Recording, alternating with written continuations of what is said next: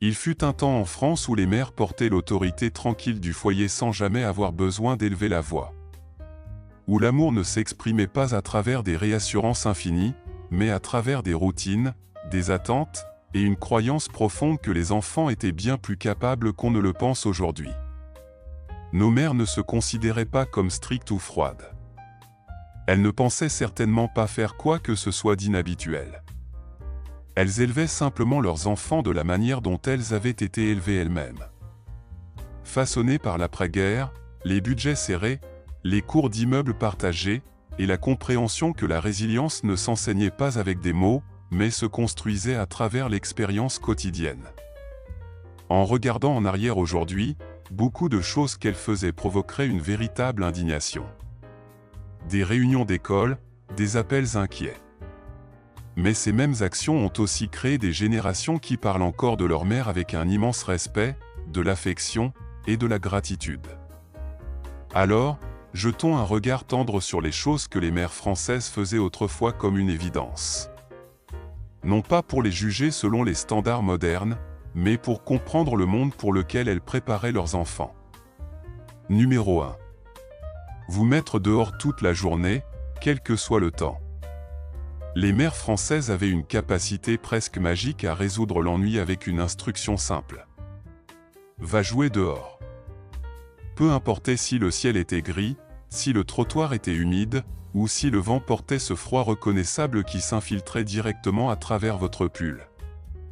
Après le petit déjeuner, les manteaux étaient enfilés, les chaussures lacées, et vous étiez poussé dehors avec l'attente que vous ne reviendriez pas à l'intérieur avant un bon moment. La pluie n'était pas dangereuse. Le froid n'était pas nocif. Et l'air frais était considéré comme le remède à presque tout. Il n'y avait pas d'horaire, pas d'activité structurée, et pas de surveillance constante. Les mères faisaient confiance à la rue, au square, ou au terrain vague du quartier pour s'occuper du reste. Ce n'était pas de la négligence. C'était de la confiance. La confiance que les enfants avaient besoin d'espace, de mouvement, et de la liberté de se débrouiller par eux-mêmes. Vous rentriez le soir avec les genoux sales, les joues rouges, des histoires plein la tête. Vous aviez construit des cabanes, exploré des ruelles, inventé des jeux dont les règles changeaient toutes les 5 minutes. Cette liberté non supervisée vous apprenait à négocier, à prendre des risques mesurés, à gérer les conflits sans arbitre adulte. Aujourd'hui, laisser un enfant seul dehors pendant des heures semblerait impensable. Mais à l'époque, c'était simplement l'enfance. Numéro 2. Laissez d'autres adultes vous discipliner sans hésitation. Les mères françaises croyaient fermement que les enfants n'appartenaient pas seulement à un foyer, mais à toute une communauté. Si vous vous conduisiez mal chez le boulanger, à l'arrêt de bus, ou dans le jardin du voisin, vous pouviez vous attendre à recevoir une remarque sèche de n'importe quel adulte témoin de la scène. Et plutôt que de se précipiter à votre défense, votre mère prenait presque toujours leur parti. « Tu as dû faire quelque chose » était une phrase entendue dans d'innombrables cuisines. Il y avait un réconfort dans le fait de savoir que les standards étaient partagés et renforcés partout où vous alliez. Cela enseignait aux enfants que le comportement comptait au-delà de la porte d'entrée, et que le respect n'était pas quelque chose qu'on activait et désactivait à volonté. Loin d'être un manque d'amour, cette confiance envers les autres adultes montrait une croyance profonde que le monde entier jouait un rôle dans l'éducation d'un enfant. La boulangère qui vous rappelait de dire bonjour. Le voisin du troisième qui vous grondait si vous faisiez du bruit dans l'escalier. La concierge qui vous surveillait d'un œil vigilant quand vous traversiez la cour. Tous ces adultes formaient un réseau silencieux qui vous encadrait, vous guidait, vous corrigeait au besoin. Et votre mère ne remettait jamais leur autorité en question. Au contraire, elle la renforçait. Numéro 3.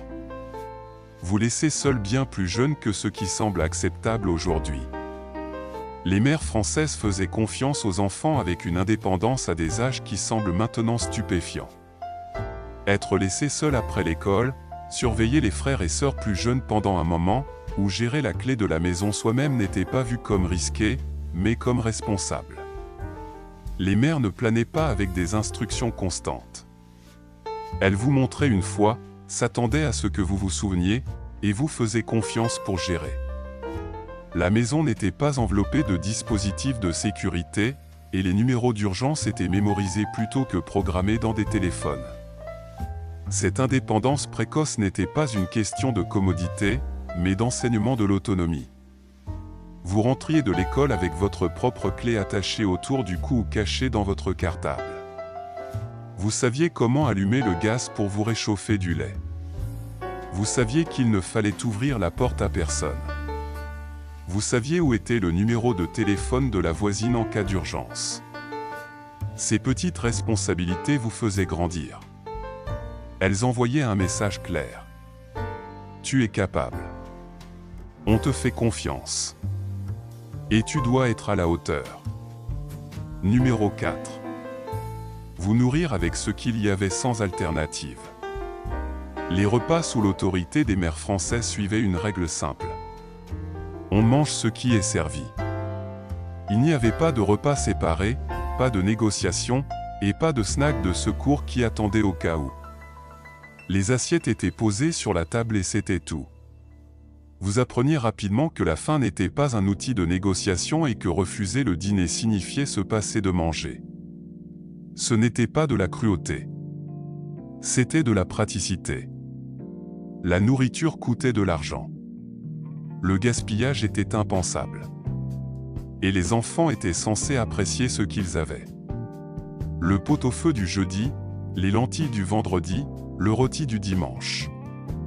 Chaque jour avait son plat, et on ne discutait pas. Vous n'aimiez pas les épinards? Dommage. Vous les mangiez quand même. Vous trouviez le foie trop amer? On s'en fichait. C'était bon pour la santé. Beaucoup regardent en arrière maintenant et réalisent que ces repas enseignaient la patience, la gratitude et le respect pour l'effort bien avant que quiconque ne parle d'alimentation consciente. On apprenait à finir son assiette, à dire merci, à comprendre que préparer un repas demandait du temps et de l'attention. Ces leçons simples façonnaient votre rapport à la nourriture pour toute la vie. Numéro 5. Traitez les petites maladies comme quelque chose dont on se remettait simplement. Les mères françaises étaient expertes pour évaluer la maladie avec un toucher rapide du front et un regard connaisseur. À moins que vous ne soyez vraiment malade, la plupart des plaintes étaient accueillies avec de la réassurance plutôt que de l'alarme. Un genou écorché gagnait un coup de désinfectant qui piquait et une instruction ferme de continuer. Les maux de tête étaient résolus avec de l'air frais. Les rhumes étaient traités avec du repos plutôt que de la panique. Les médecins étaient pour les affaires sérieuses, pas pour les inconforts quotidiens. Ce n'était pas de l'indifférence. C'était de la perspective. Les mères comprenaient que les enfants étaient résilients et qu'apprendre à gérer les petits bobos et douleurs faisait partie du fait de devenir plus fort. Le sirop contre la toux qui goûtait affreux mais qu'on vous faisait avaler quand même. Le suppositoire qu'on détestait mais qui faisait baisser la fièvre. La tisane de tilleul qui calmait avant de dormir. Ces remèdes simples, transmis de génération en génération, suffisaient la plupart du temps. Et si vraiment vous étiez malade, vraiment malade, alors là oui, le médecin venait à domicile, posait sa sacoche sur la table de la cuisine, et vous examinait sérieusement. Numéro 6. Vous envoyez à l'école sauf si vous étiez vraiment malade. Les mères françaises croyaient profondément au devoir. Et l'école était non négociable. La pluie, la neige, le rhume, où la fatigue n'étaient pas des excuses acceptables. Les uniformes étaient préparés la veille au soir, les cartables étaient prêts, et les enfants étaient envoyés par la porte avec l'attente que la présence comptait. « Tu n'es pas en sucre » était une phrase transmise de génération en génération. Cette insistance n'était pas une question de punition. C'était une question de fiabilité. Cela enseignait aux enfants que les engagements comptaient et que se présenter était une forme de respect, à la fois pour soi-même et pour les autres. L'école n'était pas optionnelle. C'était votre travail d'enfant.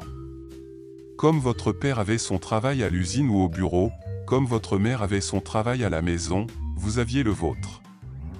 Et on ne manquait pas le travail pour un simple coup de froid. Numéro 7. S'attendre à l'obéissance sans explication. Les mères françaises expliquaient rarement leurs décisions en détail. Les instructions étaient données clairement et avec confiance, et les enfants étaient censés s'y conformer. Parce que c'est comme ça n'était pas désinvolte. C'était final. Cette approche reflétait une époque où l'autorité n'était pas sans cesse remise en question et où les adultes croyaient que trop de négociations affaiblissaient les limites. En regardant en arrière, beaucoup ont réalisé que cette clarté créait de la sécurité. Les règles étaient connues. Les conséquences étaient prévisibles. Et les enfants comprenaient où ils se situaient. Le respect découlait naturellement de la cohérence.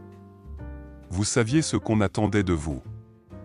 Vous saviez ce qui arriverait si vous désobéissiez. Il n'y avait pas d'ambiguïté, pas de zone grise. Cette structure, aussi rigide qu'elle puisse sembler maintenant, offrait paradoxalement une forme de liberté. La liberté de ne pas tout remettre en question. Numéro 8. Vous embarrasser en public sans y penser à deux fois. Les mères françaises ne se souciaient pas de préserver la dignité d'un enfant dans les espaces publics.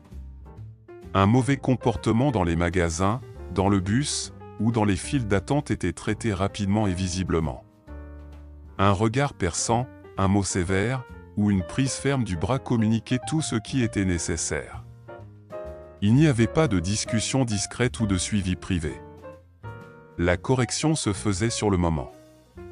Bien que mortifiant sur l'instant, cette responsabilité publique enseignait aux enfants que les actions avaient des conséquences immédiates et que les standards s'appliquaient partout, pas seulement à la maison. Vous appreniez très vite à vous tenir correctement. Parce que la honte d'être réprimandé devant tout le monde, devant la boulangère, devant les voisins, devant des inconnus dans la rue, cette honte-là vous marquait. Elle vous apprenait que votre comportement n'était pas une affaire privée. Il reflétait sur toute votre famille. Numéro 9. Vous confiez de vraies responsabilités dès le plus jeune âge. Les mères françaises s'attendaient à ce que les enfants contribuent. Faire des courses, porter des messages, surveiller les frères et sœurs plus jeunes, ou gérer l'argent pour de petits achats faisaient tous partie de la vie quotidienne. Ces tâches n'étaient pas présentées comme des corvées, mais comme des responsabilités normales. Les mères faisaient confiance aux enfants pour se souvenir des instructions, gérer les tâches correctement, et apprendre de leurs erreurs. Cette confiance n'était pas aveugle. Elle était construite progressivement et renforcée par l'expérience. Elle enseignait aux enfants la fierté, la compétence, et la compréhension qu'ils jouaient un rôle significatif dans la vie familiale. Allez chercher le pain à la boulangerie avec les pièces juste comptées dans votre main. Descendre chercher le courrier dans la boîte aux lettres de l'immeuble. Mettre la table pour le dîner en sachant exactement où placer chaque couvert. Éplucher les légumes à côté de votre mère dans la cuisine. Ces petits gestes du quotidien vous faisaient sentir utile, important. Vous n'étiez pas juste un enfant conservé. Vous étiez un membre actif de la famille. Numéro 10. Montrer l'amour à travers les actions plutôt que les mots constants. Peut-être l'aspect le plus incompris de la maternité française était la manière dont l'amour s'exprimait. Il y avait moins d'affirmations verbales, moins de vérifications émotionnelles, et moins d'éloges manifestes. À la place, l'amour apparaissait dans les goûters préparés, les vêtements repassés, les lits propres, et les sacrifices silencieux qui passaient inaperçus sur le moment. Les mères françaises montraient leur attention à travers la constance, la fiabilité, et une présence inébranlable. Beaucoup n'ont reconnu la profondeur de cet amour que des années plus tard, quand ils ont réalisé combien avait été fait sans jamais être mentionné. L'amour n'était pas dans les « je t'aime » répétés 100 fois par jour. Il était dans le pull tricoté main qui vous tenait chaud. Dans le repas qui fumait sur la table chaque soir à la même heure. Dans les draps qui sentaient bon la lessive. Il était dans cette main qui vérifiait votre front fiévreux au milieu de la nuit. Dans cette présence silencieuse quand vous faisiez vos devoirs à la table de la cuisine. Dans ces économies mises de côté pendant des mois pour vous offrir le vélo dont vous rêviez à Noël. L'amour maternel français était pudique, discret, presque invisible. Mais il était là. Toujours là. Solide comme un roc. En regardant en arrière, il est facile de voir ces pratiques à travers un prisme moderne et de se sentir choqué par à quel point les choses étaient différentes. Mais nos mères n'étaient ni négligentes ni cruelles.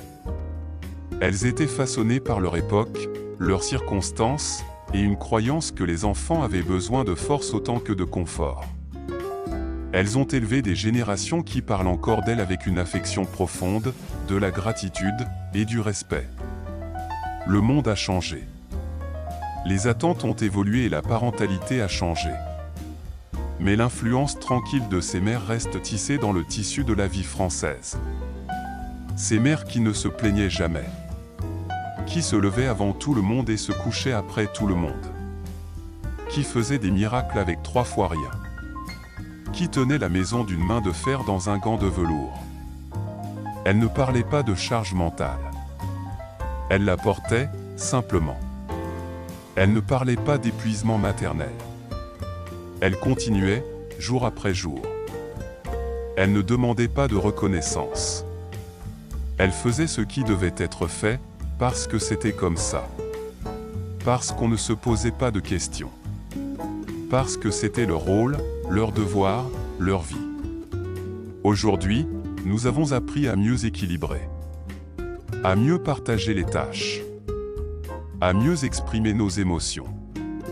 À être plus présents émotionnellement pour nos enfants. Et c'est une bonne chose. Vraiment. Mais il ne faut pas oublier d'où nous venons. Ces mères qui ont fait du mieux qu'elles pouvaient avec ce qu'elles avaient. Qui nous ont préparés au monde tel qu'il était, pas tel qu'elles auraient voulu qu'il soit. Laquelle de ces choses vous rappelle le plus votre mère? Quelle image surgit quand vous fermez les yeux? Est-ce son tablier noué autour de la taille? Ses mains toujours occupées? Sa voix qui vous appelait depuis la cuisine? Son regard qui disait tout sans avoir besoin de mots? Ces mémoires méritent d'être partagées. Parce qu'elles font partie de notre histoire commune. De ce qui nous a construits. Pour toujours.